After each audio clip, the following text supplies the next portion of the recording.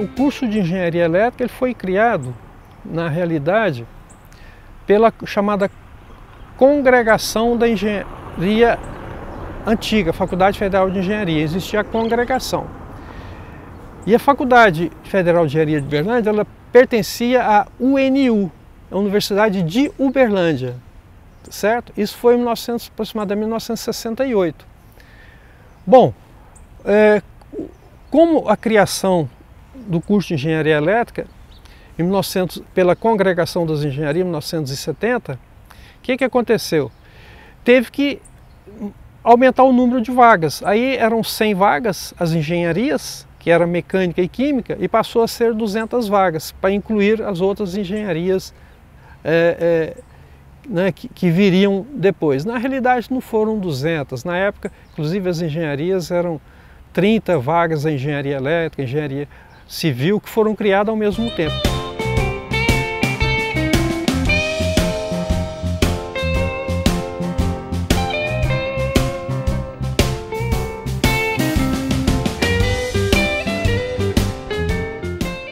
Pouco antes de morrer ainda recebeu convite para voltar para lá, porque ele tinha criado a primeira usina hidrelétrica do Líbano.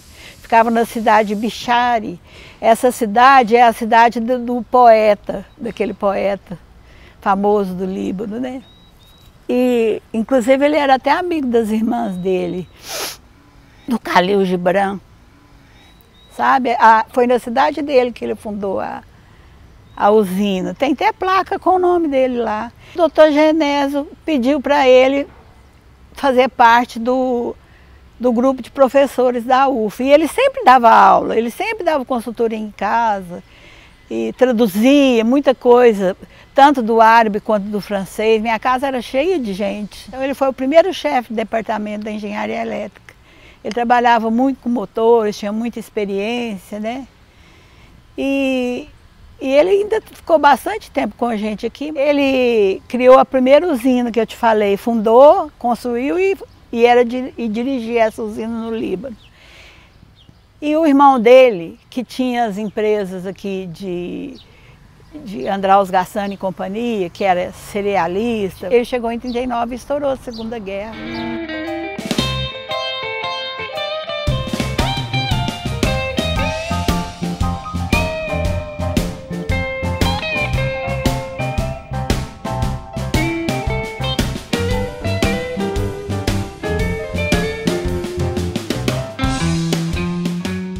Quando o professor Pepe me convenceu de vir, o curso de engenharia elétrica existia alunos, mas não existia as disciplinas correspondentes de engenharia elétrica, porque existia alunos que faziam disciplinas do básico, matemática, física, né? Esse tipo de matérias. E já existia o bloco E, né? Que virou o bloco E depois, né? Porque eram 3 ou 4 blocos só. Começamos a pensar o curso, começamos a estudar o que era engenharia elétrica e houve necessidade de uma reformulação completa do currículo.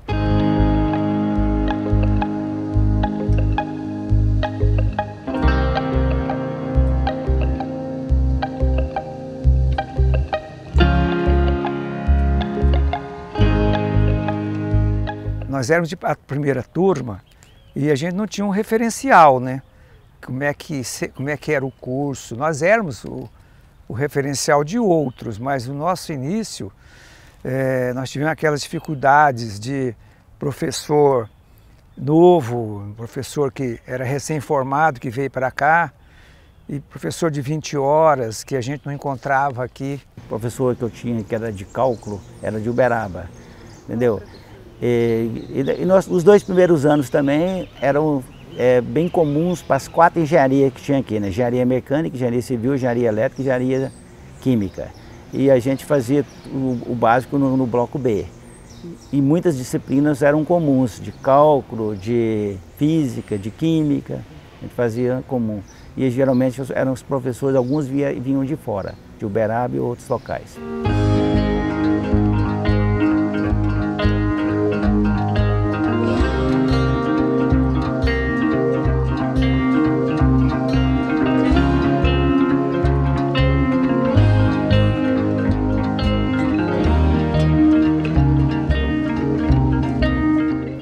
como era no início, ainda não tinha muito material didático, ainda não tinha muito laboratório, né? A biblioteca também não tinha livros para a gente, era a primeira turma, então a gente tinha que adquirir os livros. Muitas vezes alguém traduzia o livro e fazia uma apostila para passar para nós, assim, um que sabia mais inglês, né? Como sempre no início tem alguns problemas, né? Então a gente falou, a gente combinou, vamos ser bem unidos, porque aí a gente estuda, você traduz uma parte de inglês, ou outro traduz outra parte, depois a gente junta e estuda tudo. E essas apostilas eram vendidas para os alunos, o que facilitava muito os estudos. Mas também esse grupo de alunos que fundaram esse grêmio em 73, né, eles perceberam que a necessidade desses alunos mais carentes. Então era comum aqui no grêmio nós tínhamos uma estante onde material básico de consumo, de higiene pessoal, né, eram fornecidos a esses alunos. E esses alunos pagavam como? Posteriormente eles retornavam os produtos, ou às vezes, como se diz, ficou só na base da amizade mesmo. Então o grêmio teve um papel importante no início, nessa parte tanto de estudos, né, e como também na parte de ajuda social.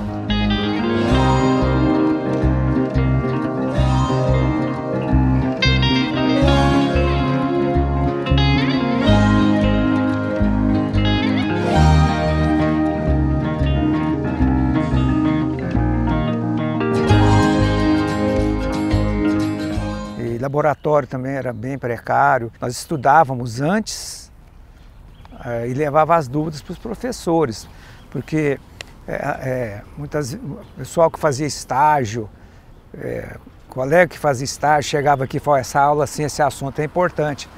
Vamos pegar isso lá com o professor, vamos aprender isso bem. Então até isso tinha, o aluno via com a dúvida dele e passava isso para o resto da turma. Vamos prestar atenção nisso assim, porque isso aí eu vi que é importante. Porque a gente não tinha referência, né? Eu vi isso depois que eu formei, que aí nós fomos referências para os outros.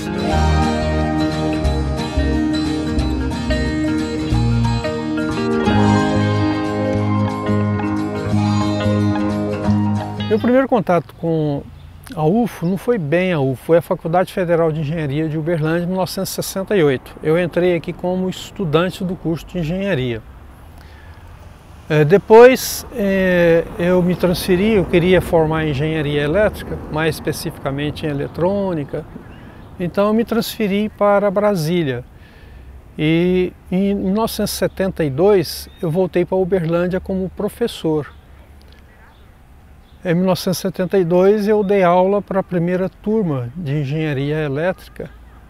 Na época era a Faculdade Federal de Engenharia de Uberlândia, não existia ainda a UFO. A UFO veio ser constituída só em 1978. O curso de engenharia elétrica, basicamente, ele começou em 1973 com a primeira turma quando entrou no profissional. Eu estava em Brasília. Na época, o professor Pepe, que era o diretor da Faculdade Federal de Engenharia de Uberlândia, foi até a UNB me convidar para voltar para Uberlândia e dar aula. Isso foi em 1972, no início de 72. E apenas em 1973 que foi aprovado pelo Conselho Universitário da UNU a criação do curso de Engenharia Elétrica. Apenas em 1973. Também, ao mesmo tempo, na mesma época, foi criado o curso de Engenharia Civil.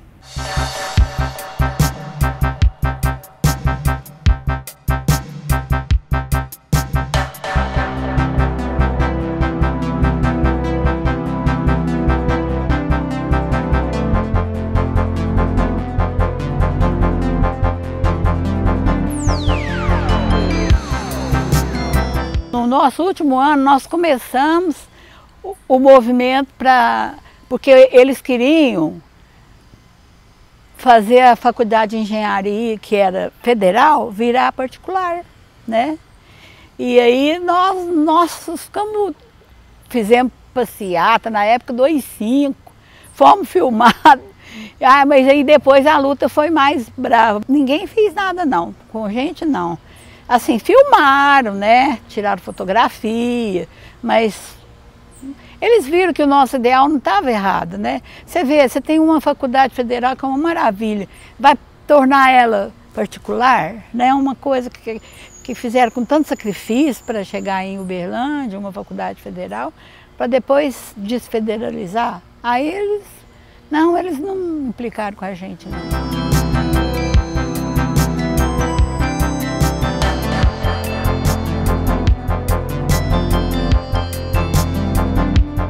Chegou uma época, em 76, que alguém pensou em privatizar a engenharia.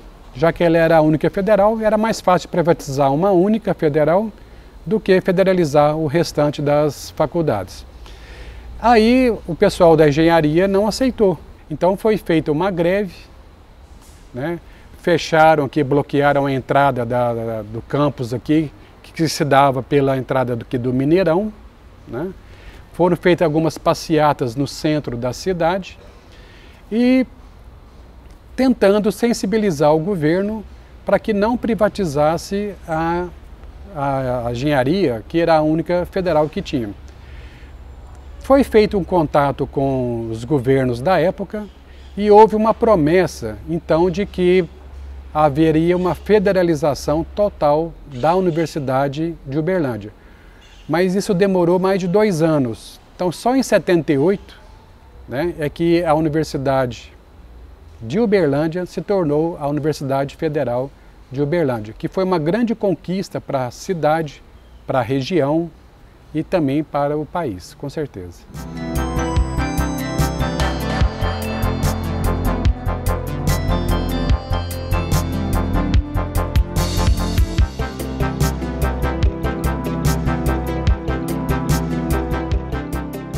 Todas as atividades e a presença maior era minha e do professor Valdomiro.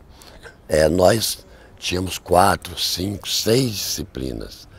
E isso era desumano, era impossível dar, porque além da teoria, tinha a parte de laboratórios. O que foi a criatividade na época?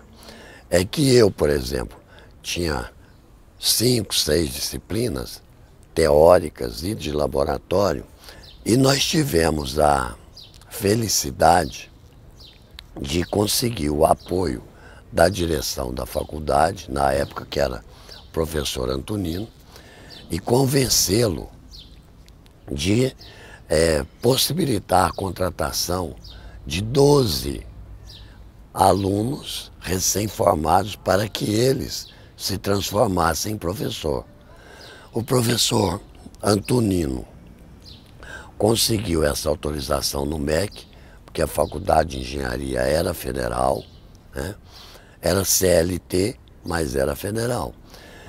Conseguiu autorização no MEC para a contratação e dos 12 que nós pretendíamos, nós conseguimos contratar 8. 4 nós deixamos dando aula para melhorar a força de trabalho e 4 foram fazer mestrados. Quando os 4 que terminaram o mestrado voltaram, os outros 4 foram e aí começou efetivamente o curso de Engenharia Elétrica.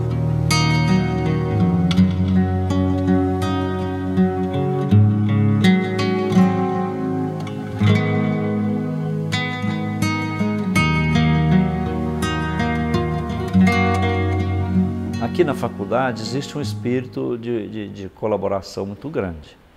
E as pessoas, os colegas sempre se dispõem a dar sua parte de colaboração, um quinhão de colaboração a mais, quando um colega quer e deseja se qualificar.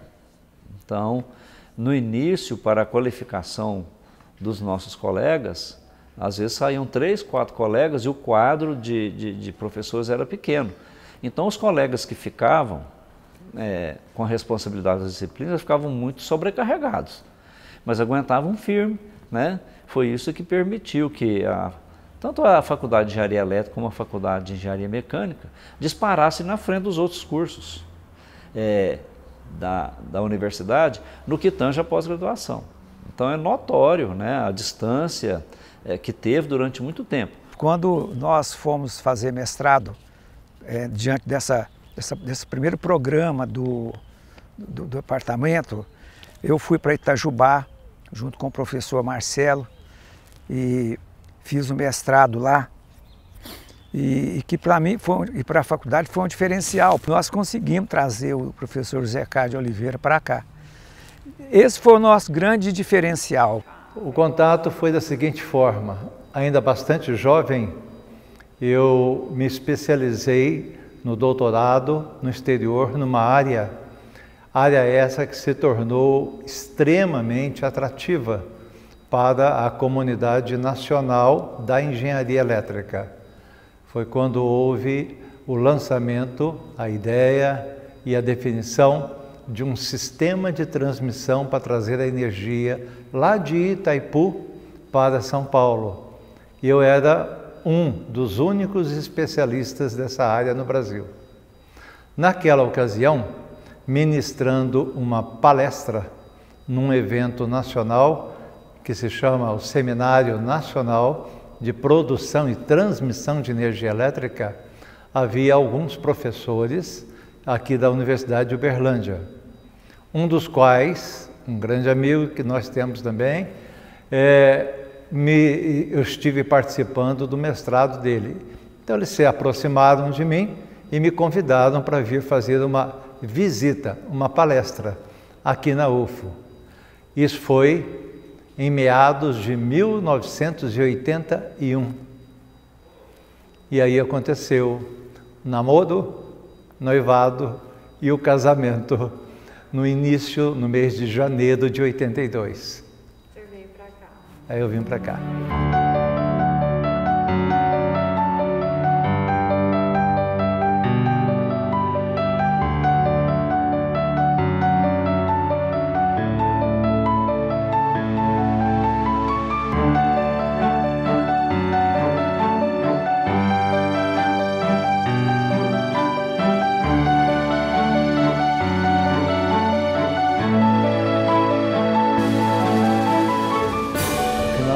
De 81 para começo de 82 para cá, são 40 anos.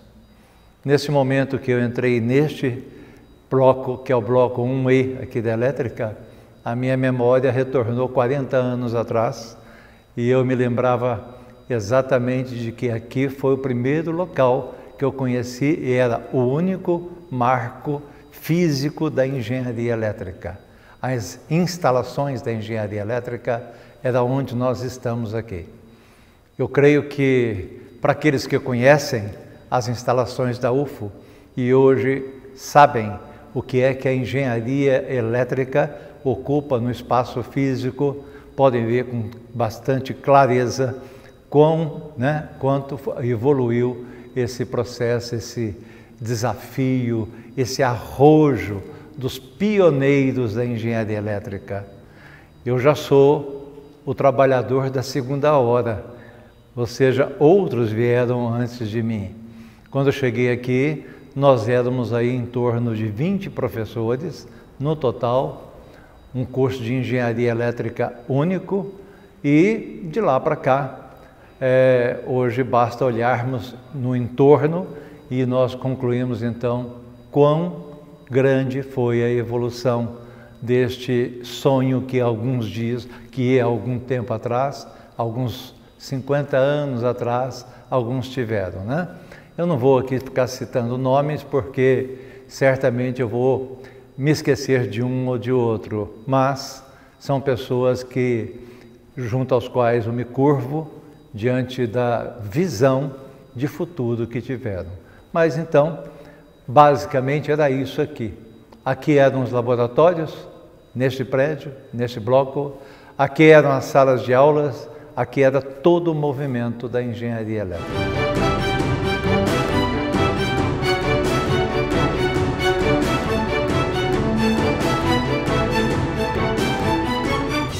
Na minha época havia a Faculdade de Engenharia Elétrica com duas especificidades, assim, de eletrotécnica e de telecomunicações. Você saía com essas atribuições, né? Mas depois, com o tempo, foram sendo acrescentadas outras ênfases. Eu lembro que como primeira turma, né, de processamento de dados que foi ministrada aqui em Uberlândia, eu participei desse curso. Eu lembro que o professor que dava esse curso, uma vez ele entrou na sala e ele disse, todo assim, feliz da vida, consegui mandar uma mensagem lá para o Rio de Janeiro. E todo feliz, conseguiu mandar uma mensagem. Quer dizer, uma mensagem. Hoje nós mandamos vídeo, temos videoconferência com qualquer pessoa em qualquer parte do mundo, né? Naquela época lá ele disse, conseguimos mandar uma mensagem. Eu acho que esta visão de alguns professores lá no início, né, da década de 80, realmente está produzindo os resultados que nós temos hoje. Nós temos excelentes cursos dentro desse guarda-chuva da engenharia elétrica e a engenharia de computação hoje é uma das mais concorridas dentro aqui da faculdade, dentro da Universidade Federal de Uberlândia.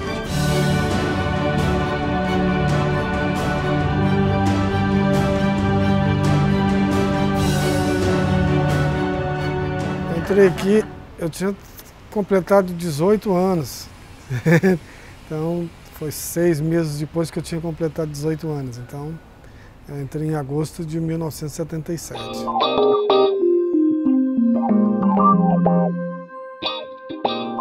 Lá atrás, lá em 1980, 79, 80, a gente sempre falava que a gente tinha o Sr. Djalma, que era um companheiro da gente aqui, que trabalhava junto com a gente.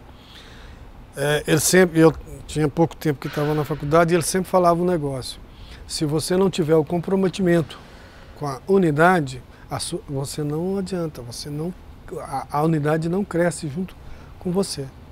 Então, todos os que estão aqui têm que ter esse comprometimento com a unidade, fazer com que ela cresça. Ela cresceu muito por causa disso.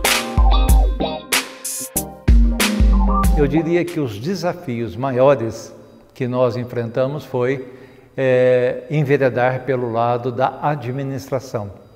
Então, junto com outros colegas aqui dentro, nós tivemos a alegria de poder compartilhar durante vários anos, 2 mandatos consecutivos como chefe do departamento na ocasião. Hoje seria o diretor do Instituto de Engenharia Elétrica, da Faculdade de Engenharia Elétrica.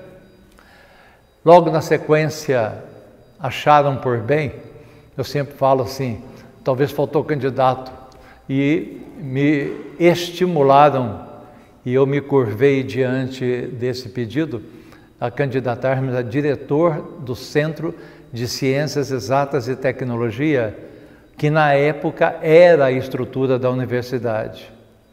E lá estivemos por mais 4 anos como diretor da Faculdade de Engenharia Elétrica. Sempre foi uma característica da Faculdade de Engenharia Elétrica ter pessoas do seu quadro emprestada para tocar a administração superior da nossa instituição. Não tem sido diferente. E eu tive a oportunidade de ser uma das pessoas do quadro, né, que vem vivendo e contribuindo para a administração superior. A gente sempre vai, eu aprendi aqui dentro de casa, a gente sempre vai representando a faculdade. Porque eu aprendi aqui e as ações, os conceitos que a gente utiliza para fazer a gestão, seja o posto em que estivermos, foram aprendidos aqui dentro de casa.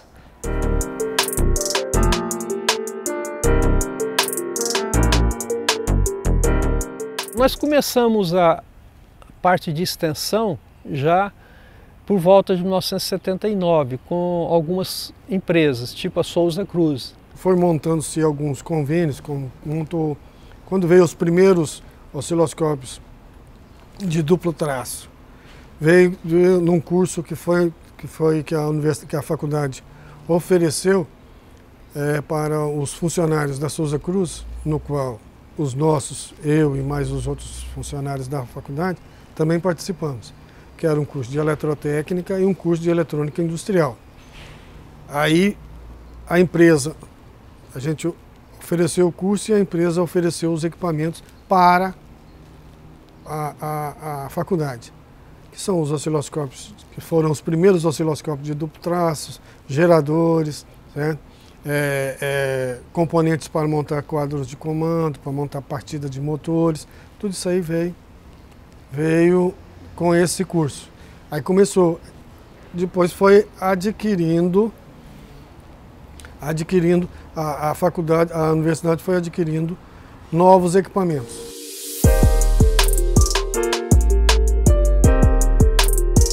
Eram muito poucos cursos, né, de pós-graduação. No país, se eu não me engano, que nós tínhamos 9 cursos de pós-graduação em engenharia elétrica no país. E então resolveu um grupo de professores aqui da universidade, inicialmente 2 comissões conjuntas, uma da Faculdade de Engenharia Mecânica e uma da Faculdade de Engenharia Elétrica, prepararam, né, toda a estrutura para implantar os cursos. Eu fui o coordenador de implantação, juntamente com o professor Zé Carlos de Oliveira, o professor Paulo Pereira e o professor Carlos Emanuel. Nós implementamos um mestrado. Bom, evidentemente, né, começou a se desenvolver várias pesquisas no âmbito da faculdade. Essas pesquisas, com grande liderança, na época, excelentes contratações que nós fizemos, entre elas o professor Zé Carlos, o professor Paulo Pereira, o professor Carlos Emanuel, nós realmente deu uma outra configuração à engenharia elétrica.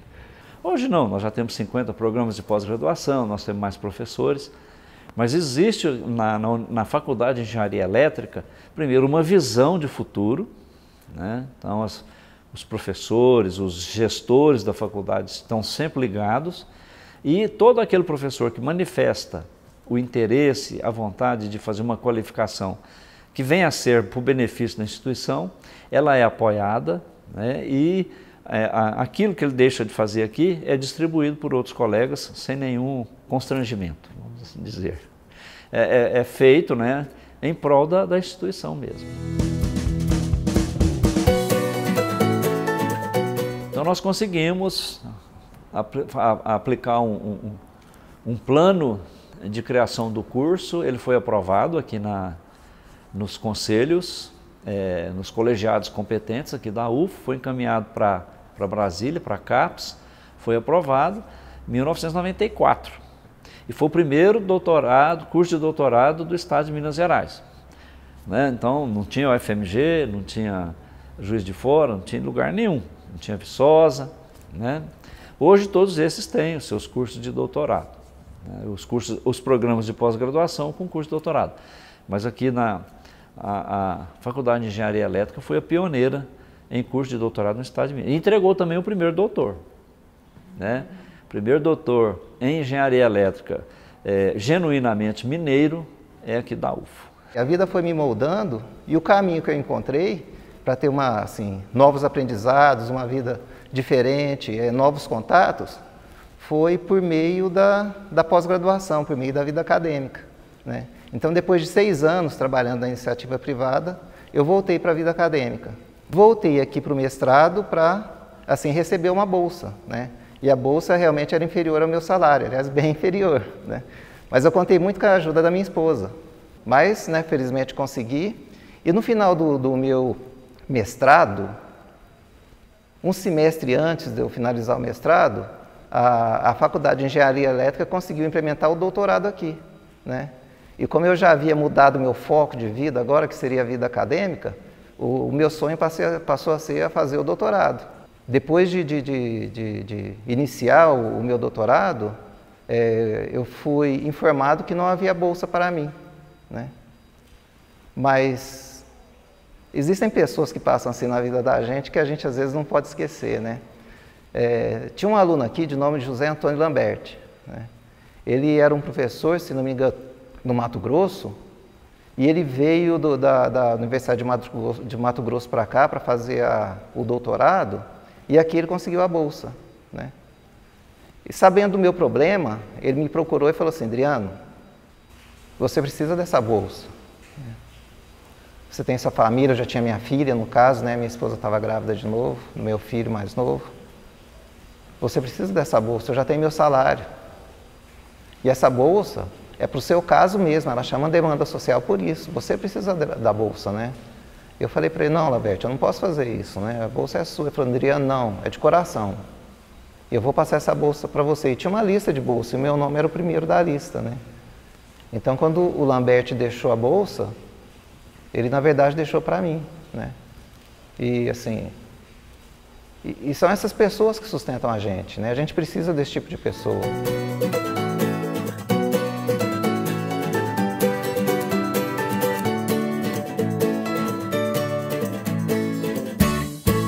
Na época, né, da defesa, eu sequer sabia que a minha defesa seria a primeira de engenharia de Minas Gerais ou que seria a primeira de Uberlândia.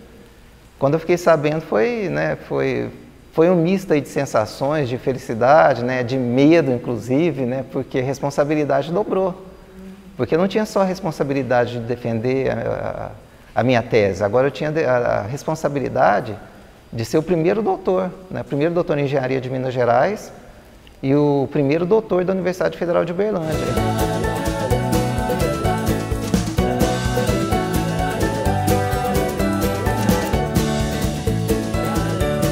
Quando eu cheguei aqui em Uberlândia, eu vi o campus Santa Mônica muito diferente do que ele é hoje, né? Era um campus bem menor, onde aquele prédio ali do Mineirão ainda era usado para dar aula. Eu fiz provas ali naquele prédio ali por um bom tempo, e era por aqui que a gente passeava. A cantina era o point dos estudantes, né? A gente estava sempre lá para comer coxinha, né? Porque o que tinha na época era coxinha com frango. Eu lembro que na cantina eles tinham mania de oferecer um monte de sanduíche, era tudo X não sei o que, X bacon, X isso, X aquilo, X isso, X aquilo. Aí a gente perguntava ao pessoal o que tinha, ele falou, ninguém sabe, é por isso que é X. Né? Era mais ou menos assim.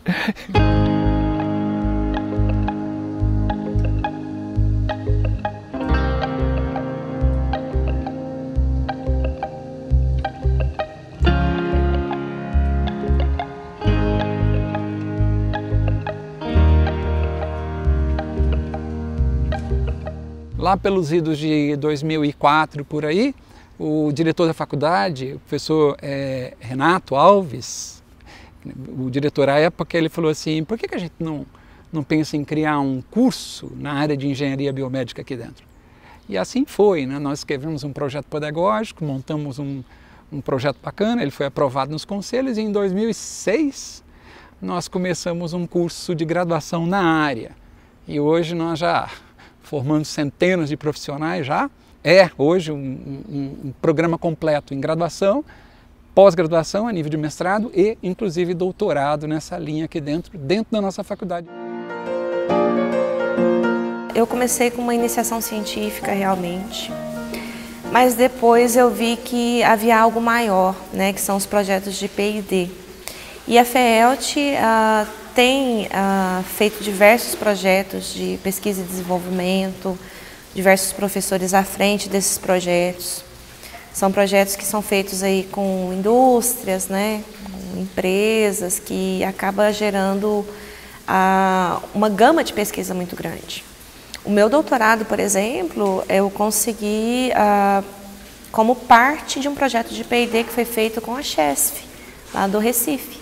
Eu participei de projeto com a Toshiba também, na época trabalhando com a parte de, não vou me lembrar agora, mas projetos mesmo, as pesquisas que a gente desenvolve aqui dentro, né, traz um conhecimento fantástico e normalmente tem sempre muitos alunos envolvidos. Então, às vezes, de um projeto de P&D você tira ali 2 mestrados, 2 doutorados, iniciações científicas. E é um incentivo muito grande, porque a gente está trabalhando com algo externo, né, com problemas externos, com empresas externas, concessionárias de outros estados. Então, eu acho que isso vem realmente contribuindo muito com o crescimento da pessoa, né, do aluno que está aqui dentro. Qualquer que seja o grau que ele esteja, né, atuando, na graduação, no mestrado, no doutorado.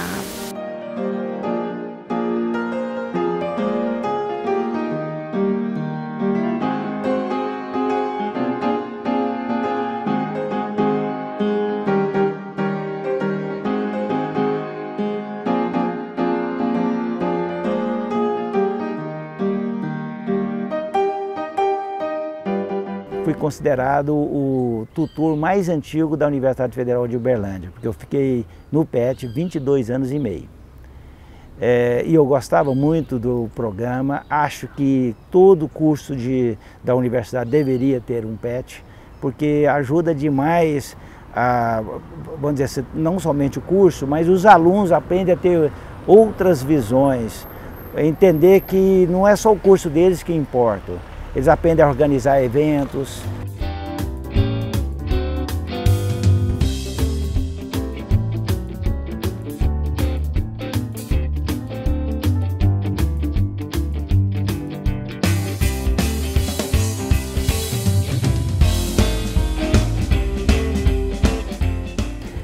Tem dois eventos bastante importantes que o PET realiza.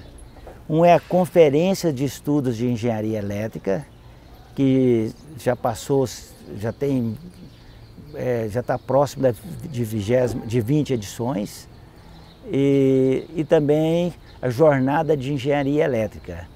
A conferência trata mais voltada mais para artigos, para produção científica. E a Jornada de Engenharia Elétrica, normalmente a gente convida as empresas para vir aqui, que não é só para o curso de Engenharia Elétrica não, envolve todos os cursos aqui da Faculdade de Engenharia Elétrica. Olha, algumas coisas da minha época de estudante, né? Que eu acho que os jovens hoje talvez não tenham tido esta oportunidade que eu tive, né? Na época de estudante a gente tinha as Olimpíadas Universitárias, né? Que fervia, né, naquela época lá, assim, sabe? E eu participei, não como atleta, mas eu participei em charanga, da charanga da engenharia, eu tocava trompete na época. Né? Então vamos dizer assim, uma lembrança assim, muito boa que eu tenho daquela época, né? Uma lembrança muito boa que eu tenho daquela época, né? Então eu acho que talvez uma mensagem que eu possa deixar para os jovens de hoje é que além da qualificação profissional, de conhecimentos técnicos também, né, que tenham assim as outras atividades, vamos dizer assim, sabe, sociais, comunitárias. Mas eu acho que ter essas outras atividades, vamos dizer, dentro, vamos dizer assim, da comunidade universitária aqui, eu acho que é uma coisa que os jovens têm que participar e procurar participar também.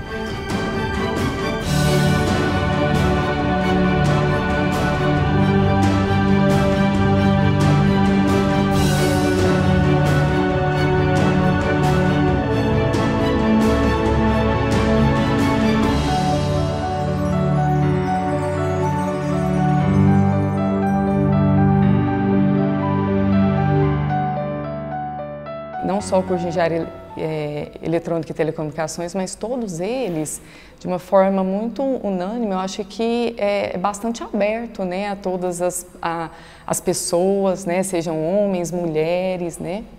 Então, a gente vê o interesse, né, do público feminino aumentando, nós vemos isso a cada semestre, né, apesar de ser realmente engenharia já há muito tempo, né? E eu diria que até atualmente já ser mais atrativa ao público masculino, mas a gente vê isso se transformando, né?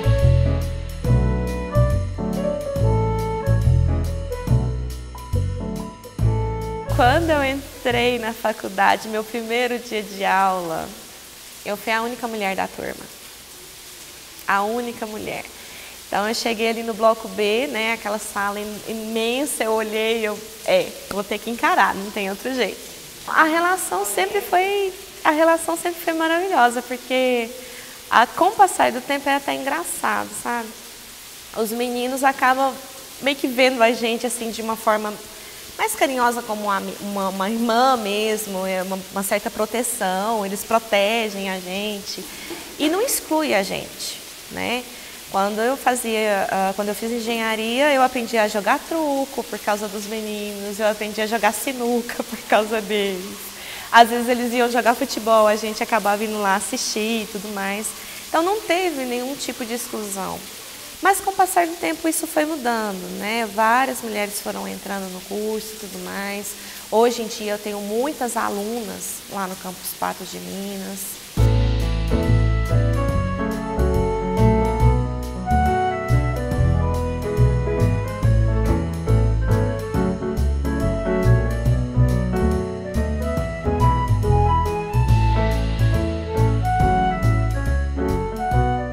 os laboratórios eles ganharam novos equipamentos, né, novas estruturas, até mesmo espaço físico, né? O laboratório que acaba ganhando um mobiliário, equipamentos novos, isso daí a gente acompanhou a evolução. Lá no campus Patos de Minas, que é um campus que ainda está em construção, mas equipamentos de ponta também que a gente tem conseguido adquirir, né? E a gente vê realmente uma grande evolução dentro tanto aqui do campus Santa Mônica quanto do campus Patos de Minas.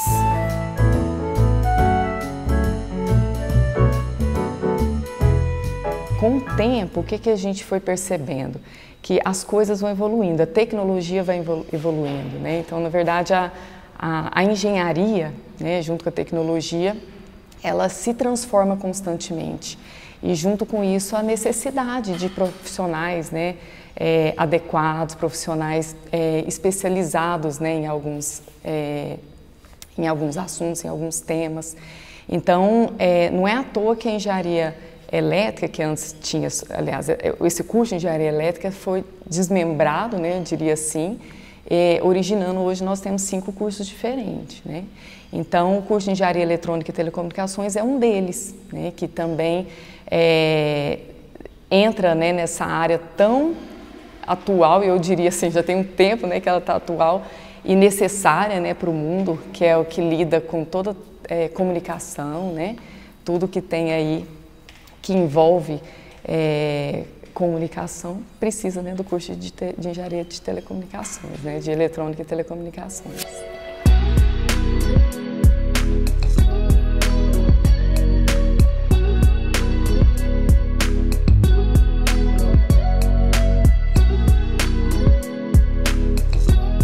Especificamente o curso de engenharia eletrônica e telecomunicações, ele é atrativo, né, no sentido de que ele traz possibilidade até de atuação, né, no mercado, não sei, uma forma um pouco mais, muito assim, relacionada a softwares, né, muito voltado para, assim, de forma que traz o interesse também do público feminino, né? Não é aquela coisa tão machista, muito assim, né, às vezes operacional, né?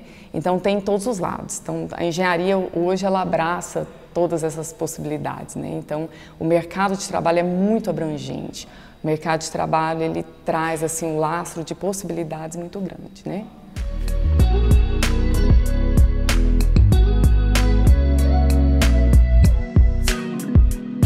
Nossa faculdade, a Faculdade de Engenharia Elétrica, ela é no Brasil reconhecida em qualquer ponto que você for, né? Graças a essas pessoas que vêm caminhando aí ao longo dos anos, desde sua criação, né? Ao longo de 50 anos, a gente ainda está começando a aparecer no cenário internacional.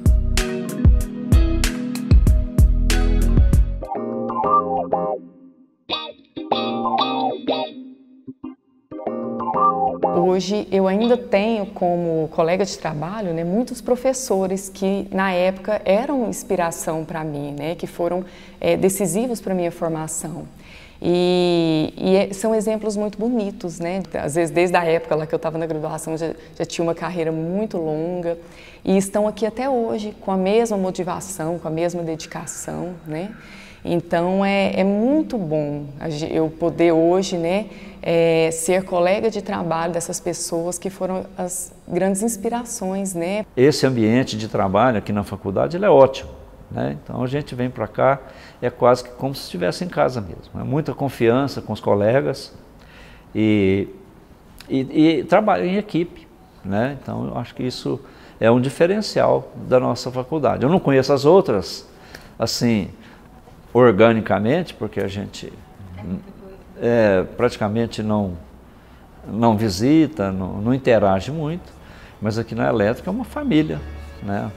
E eu espero que continue dessa forma. Eu vou me aposentar já, né? Acho que não vai demorar muito para que isso aconteça, mas eu creio que os cursos estão em boas mãos. Temos jovens aí assim, bastante ambiciosos, e que vai fazer esses cursos aí crescerem cada vez mais.